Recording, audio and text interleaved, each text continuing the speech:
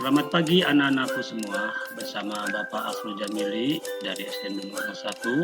Hari ini Bapak akan menerangkan tentang materi IPAS, pembelajaran IPAS tentang proses fotosintesis pada tumbuh-tumbuhan.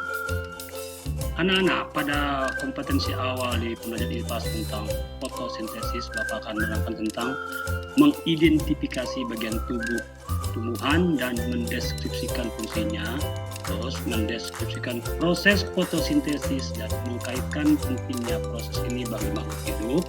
Yang berikutnya, membuat simulasi menggunakan bagian atau rembang sederhana tentang siklus tumbuhan.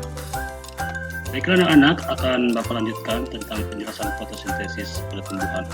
Pengertian fotosintesis pada tumbuhan adalah suatu proses pembuatan makanan yang dilakukan oleh tumbuhan, terutama tumbuhan yang mempunyai jati jauh daun atau klorofil dengan bantuan energi matahari, air, endorfinnya H2O, karbon dioksida, dan CO2.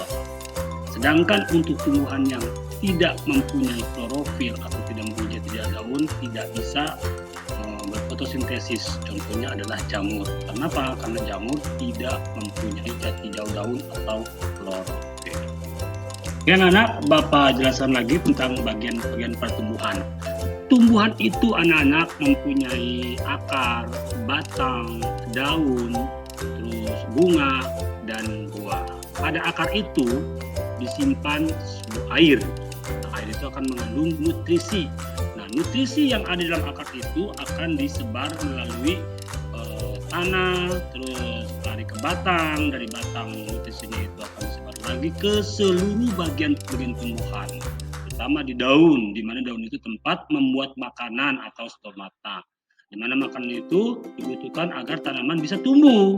Kalau makanan sudah tumbuh, maka tumbuhan itu akan menghasilkan bunga. Nah, pada bunga inilah terdapat perkembangbiakan pada tumbuhan menjadi biji, dan biji inilah bisa ditanam kembali. Ketika sebuah pohon, misal kita ambil contoh pohon mangga, kalau sudah melakukan fotosintesis, maka pohon mangga tersebut akan berbunga, ini lama-kelamaan menjadikan sebuah buah. Pada buah itu terdapat tempat penyimpanan cadangan makanan dan melindungi biji di dalamnya.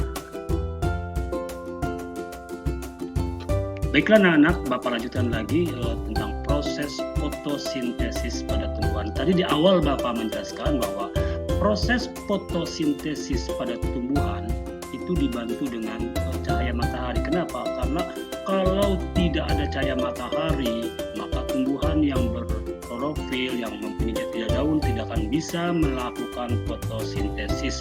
Kecuali juga tumbuhan yang tidak mempunyai jati daun seperti jamur tidak bisa melakukan fotosintesis. Nah, cahaya matahari ini sangat membantu sekali pada tumbuhan yang melakukan fotosintesis, terutama tumbuhan yang mempunyai klorofil. Nah, hasil dari fotosintesis pada tumbuhan yang mempunyai jati jauh daun menghasilkan karbohidrat atau makanan. Makanan itu fungsinya nanti akan disalurkan melalui batang ke seluruh bagian tumbuhan untuk tumbuh. Jadi kalau tumbuhan sudah menghasilkan fotosintesis, maka tumbuhan itu akan tumbuh besar. Yang berikutnya lagi menghasilkan oksigen, di mana proses penghasilan gas oksigen yang dilepaskan oleh daun ini ke udara menghasilkan gas yang dipakai oleh makhluk hidup untuk bernapas. Siapa saja makhluk hidup itunya, seperti manusia, hewan, dan tumbuhan. Terus hasil berikutnya itu menghasilkan karbon dioksida. Demikianlah anak-anak materi yang Bapak sampaikan hari ini tentang fotosintesis pada tumbuhan. Untuk tugas selanjutnya adalah anak-anak dapat mengerjakan soal-soal di bawah ini. Terima kasih anak-anak yang sudah mengikuti pembelajaran IPAS tentang materi fotosintesis. Bapak ucapkan selamat menjalankan tugas, tetap jaga kesehatan, jaga kebersihan, cerdas selalu, rajin-rajin belajar buat kelak masa depan kalian anak-anak. Oke anak-anak, assalamualaikum warahmatullahi wabarakatuh.